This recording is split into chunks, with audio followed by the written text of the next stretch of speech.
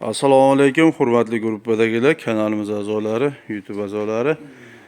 Xo'p, men bu ko'pchilik qiziqyapti, bu qanaqa ishlatiladi deb. Bu narsa, misol uzun o'tlarni o'rayotganda, makkalarni o'rayotganda orqaga tushib ketmaydi. Bu chiqazishga yana ham qulay yordam beradi. Parrak aylanayotgan paytda bu ham xuddi shu pastdagi sepga o'xshab birgalikda kamplik aylanadi.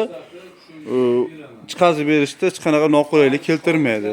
Buni qulayliklari shundaki, misol oldin spejatkalarimizni xarid qilgan akalarimiz bo'lsa, buni qo'ysa ham bo'laveradi. Bu alohida ham sotilyapti bu. Alohida ham kelgan. Buni nastroga qilishiga, ya'ni bu tomoniga o'zlari bu yoqdan nastroy ulaydi bu narsani, mana. O'zlari ulaydi, mana shungacha beriladi bu narsa.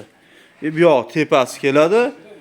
Bu yoq tomoni mana hammasi beriladi, qo'shib beriladi. Bu pastdagi ligropga qiladigan shisternaga ulanadi bu. Mana mashinasi ham beriladi mana. Hammasi qo'shib beriladi.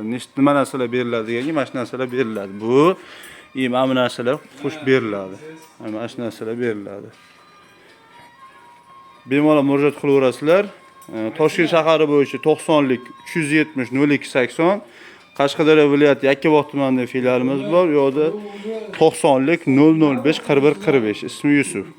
Bemalol murojaat qilaverasizlar. Boshqa viloyatlarga ham taksidan pul beraversanglar, beraveramiz. U muammo emas. Bemalol taksilarga siqaveradi mana.